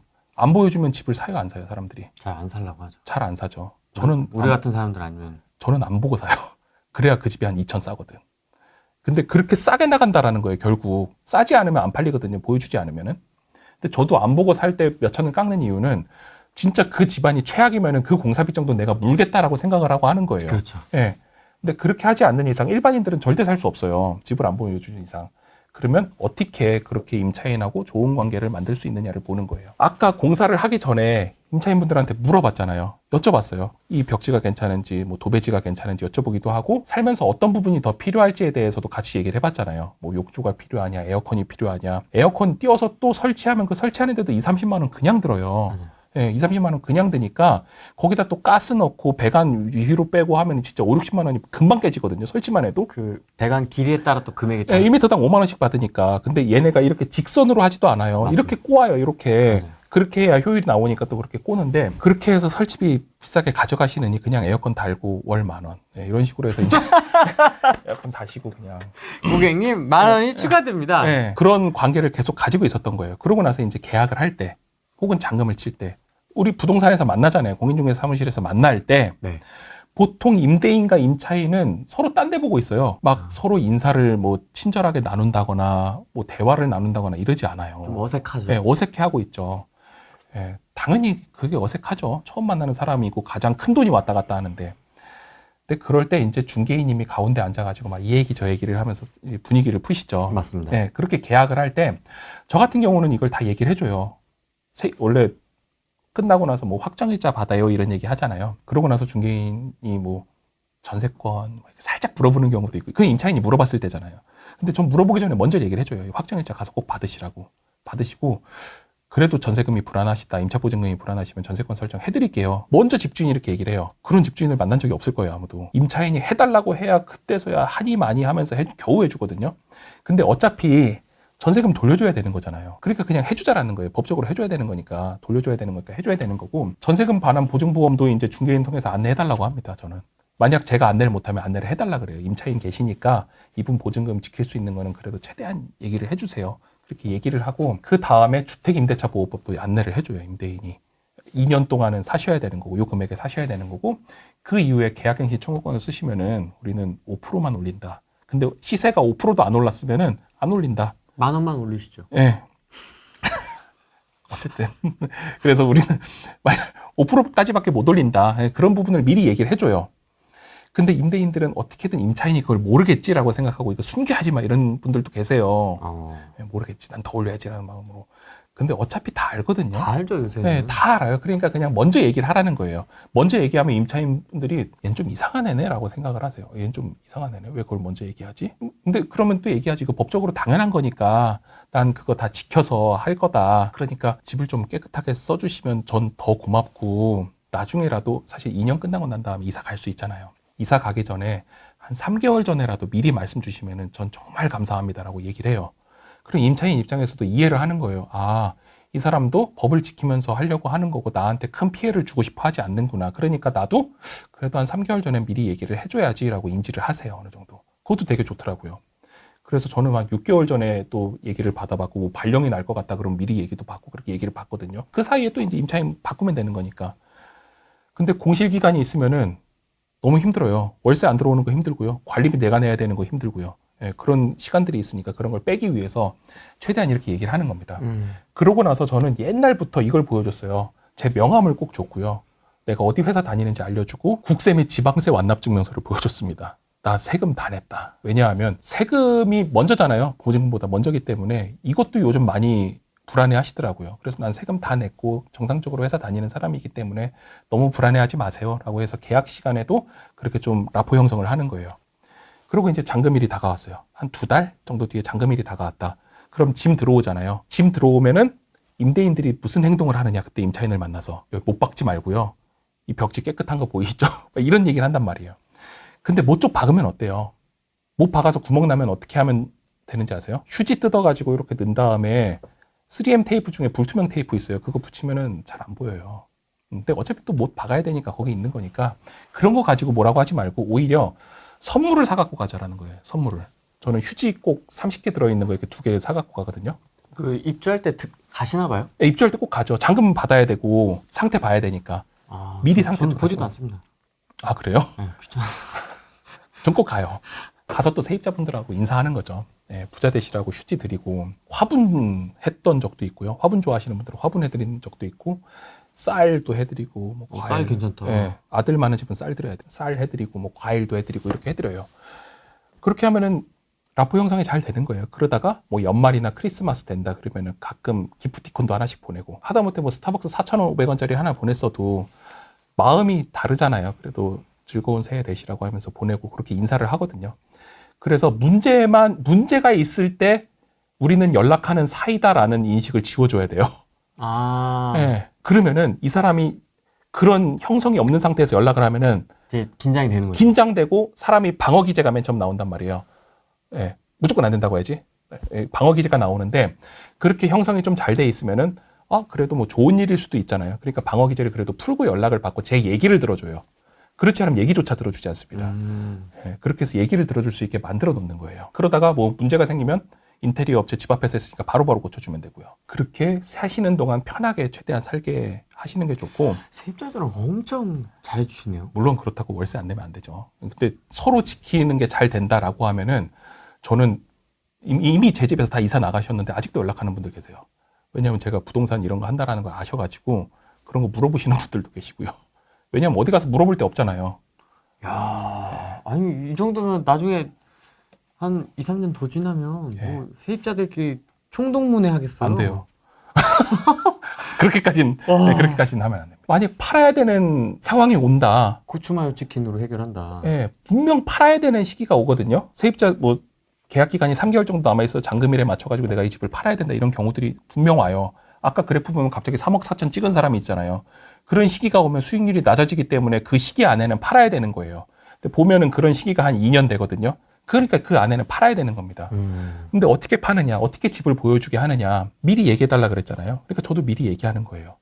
내가 뭐 사정이 생겨갖고 이 집을 팔아야 되게 생겼는데 내가 부동산에 내놓기 전에 그래도 선생님, 사장님이라 그래서 사장님이나 선생님이라고 하거든요. 양해를 좀 구하고 싶어서 전화를 드렸다. 내가 그래서 집을 팔아야 되는데 한번 어디 부동산에 내놓을 테니 한 번씩 보여주시면 너무 감사하겠다.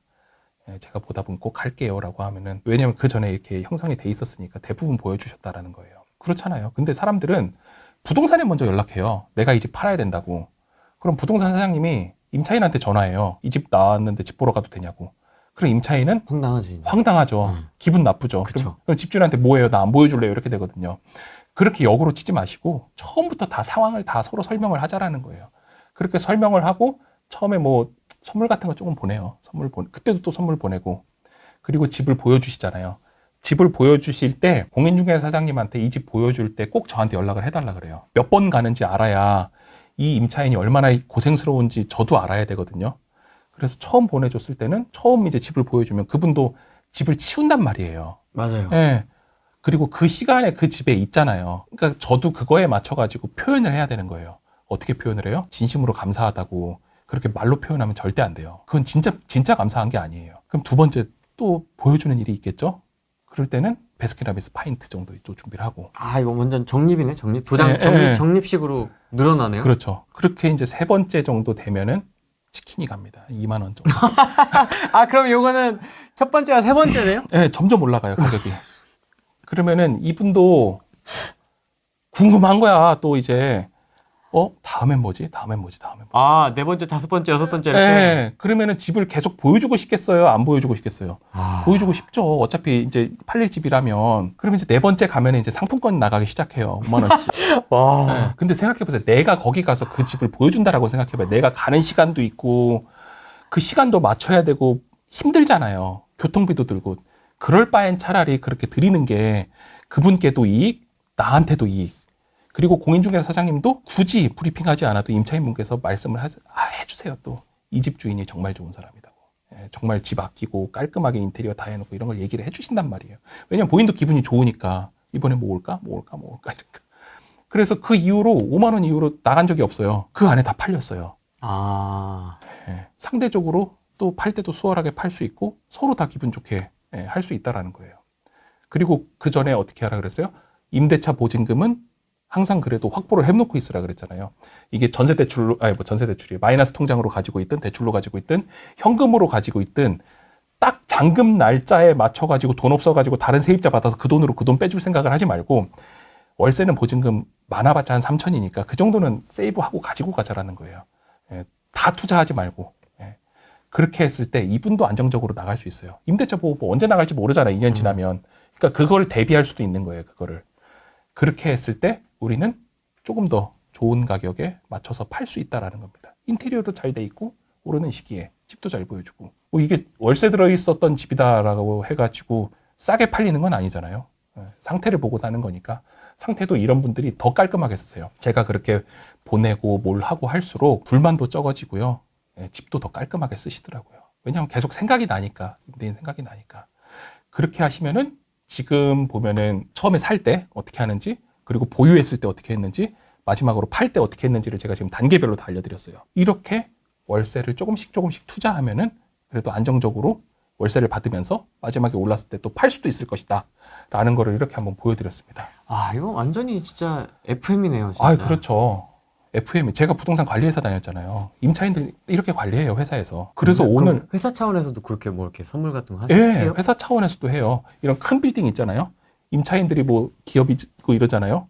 근데 그래도 연말이나 이럴 때 그 선물 보내기도 하고요. 임대인이 뭐 그 건물 주잖아요. 네, 뭐 저는 예전에 명절 때는 떡이나 막 이런 것도 보냈고요. 되게 신기한 게 예전에 또 어떤 건물 관리할 때는 복날에 수박을 보내기도 했고요. 수박 괜찮네요. 네, 왜냐하면 직원들이 많으니까 수박 나눠 드시라고 수박 이렇게 썰어가지고 이렇게 다 통으로 해서 드리는 거예요. 그런 것도 했고, 아까 말씀드린 떡도 했고, 뭐 세세한 별거 아닌 선물들도 하고, 아니면은 그런 것도 했어요.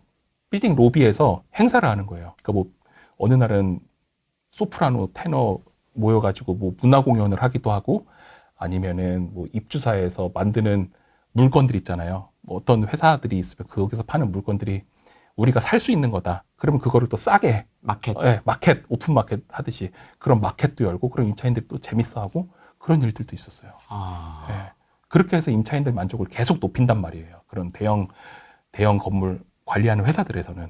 근데 우리가 주택 쪽에서는 그런 노력을 안 기울인다라는 거예요. 왜냐하면 기업형 임대주택이 우리나라에서는 그렇게 활성화되어 있지는 않잖아요. 그래가지고 이런 거를 한번 저도 적용을 해서 이렇게 관리를 해봤던 겁니다. 아, 좋습니다. 네. 상대적으로 아무래도 이제 임차인이나 월세 세팅을 한다면 임차인이 더 어린 경우가 많지 않겠습니까? 맞아요. 아무래도. 예. 근데 내가 지금 이렇게까지 해야 되는 거냐? 라는 질문도 있을 수 있어요. 맞아요. 회사 다닐 때 보면요. 사장님이 저보다 어릴 수도 있어요. 사장님은 저희한테 뭐를 줘요? 월급을 주죠. 임차인은 저희한테 월세를 줍니다. 저보다 높은 사람인 거예요. 그렇게 생각하면 아주 편합니다. 나한테 돈 주니까 제 고객이죠. 네. 고객은 뭐다? 왕이다. 왕이다. 네. 그렇게 생각하면 편하시고요. 월세로 들어오시는 분들이 대부분 젊은 분들이라고 생각하시는데 그렇지 않은 경우가 되게 많아요. 이런 분쟁 같은 건 좀 어떻게 하세요? 뭐 다 항상 그렇죠. 결과가 좋지만은 않을 수도 좋지만 있잖아요. 않을 수 있습니다. 예를 들어서 뭐 애완동물 안 됩니다. 반려동물 안 됩니다 했는데 갔더니 고양이가 8마리야. 아, 그런 경우 있었습니다. 네. 실제로 있었고요. 어떻게 했냐면 저는 계약서에 제가 안 된다라고 하는 거는 미리 써요.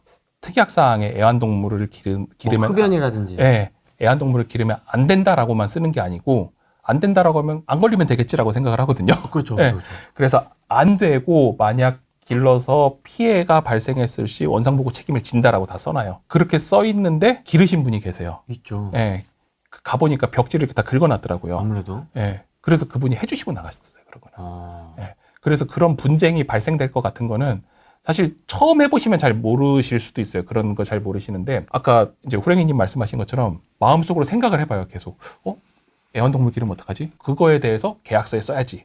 그러면 계약서에 쓰기만 하면 되나? 이분도 페널티가 있어야지. 잘못했으면. 그럼 그거에 대해서 써놓는 거예요. 그렇게 미리 얘기하고 지키면은 분쟁을 최소화할 수 있어요. 또 다른 특약 뭐 넣어놓으세요? 이게 실무적인 거지 이런 게. 네, 되게 실무적인 걸로 아까 그 가전제품이 들어갔다. 네. 네, 가전제품이 들어가면 AS 기간도 적어놓습니다. AS 기간은 1년이다.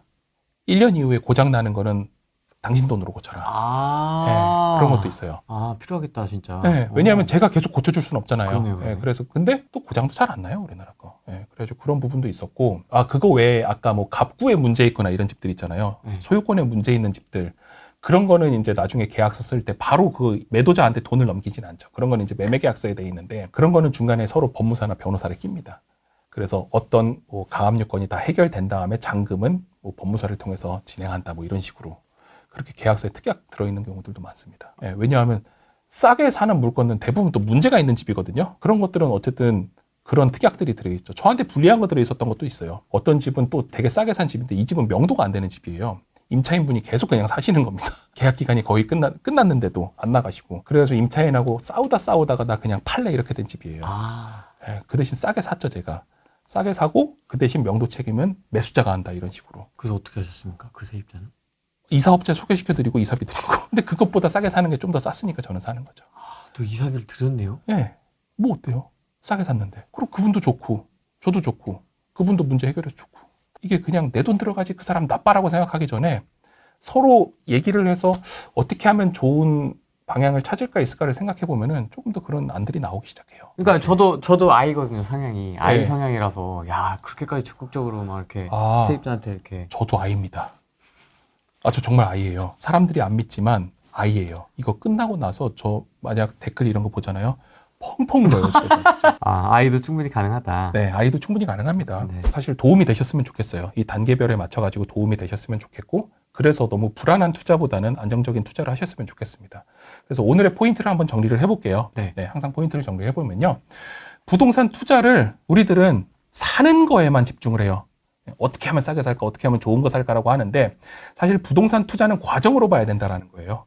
단순히 취득하는 게 목적이 아니라 이익을 창출하기 위해서 어떻게 이거를 보유하고 어떻게 나중에 처분을 해야 되는 거고 요게 부동산 투자의 과정인 거고 사실 취득하기 전에 우리 뭐 했어요? 수익률 분석하고 뭐 개발될지 안 될지 보고 뭐 주변이 어떤지 보고 했잖아요. 그런 탐색과 결정과 집행의 과정이 또 있어야 된다라는 거예요. 단순히 누가 이거 추천했다 그래서 빨리 사는 게 아니라 나 스스로 내 목표 수익률을 잡고 어떤 물건이 나한테 맞는지를 한번 봐야 된다라는 겁니다. 그렇게 취득을 해야 되고 보유하고 처분한 다음에는 내가 이걸 몇 프로 수익률에 팔았는지, 내 목표 수익률에 맞게 운용을 하고 마지막에 얼마를 더 남겼는지 이런 것까지 다 계산을 해야 된다는 거예요. 근데 사람들 팔고 나면 내가 1억에 샀는데 2억에 팔았어. 그럼 내가 1억 벌었다 이러거든요.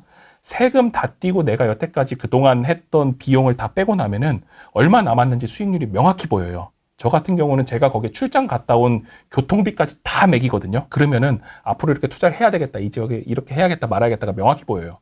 근데 그렇게 하지 않으면은 만약 실수가 보이지 않는 상태에서 1억 넣어서 1억 벌었다만 끝났다.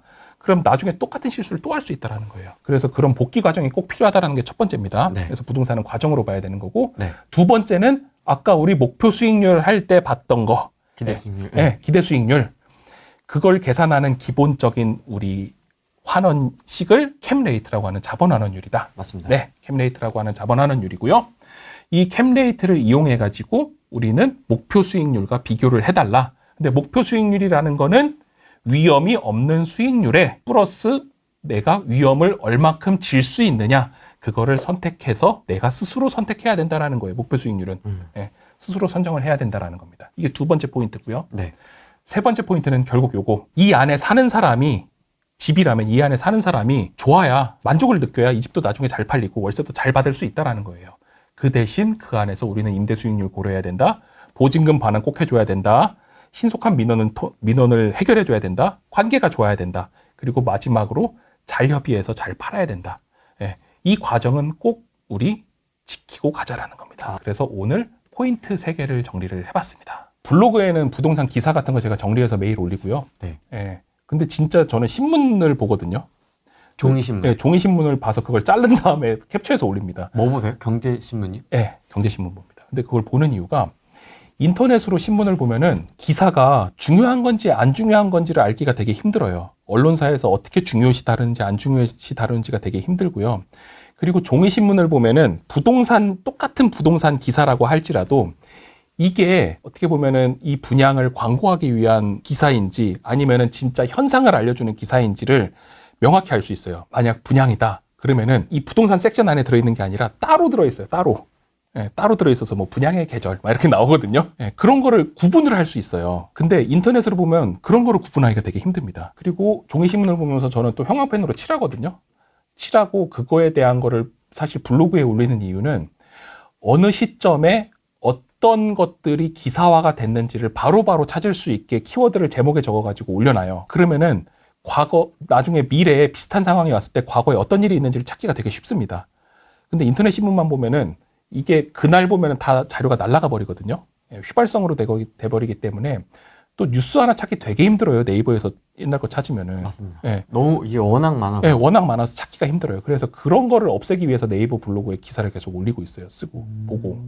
오늘은 여기까지 하겠습니다. 네. 고맙습니다. 감사합니다. 하반기 부동산은 어떻게 될까요? 하반기 부동산은 하반기가 되어야 또 이제 명확히 나오지 않을까. 안 넘어오네. 대출 규제가 시장에 미칠 영향은 어떻게 될까요? 대출 규제가 시장에 미치는 영향도 아마 좀 영향이 있을 것이다 라고 네. 생각을 하고 있습니다. 어느 정도 영향이 없다고 말하기는 어렵다라고 생각을 합니다. 이재명 대통령이 대출 규제는 맛배기에 불과하다고 했는데 네. 어떻게 생각하십니까? 맛이 어떤지는 아직은 잘 모르겠다라고 이제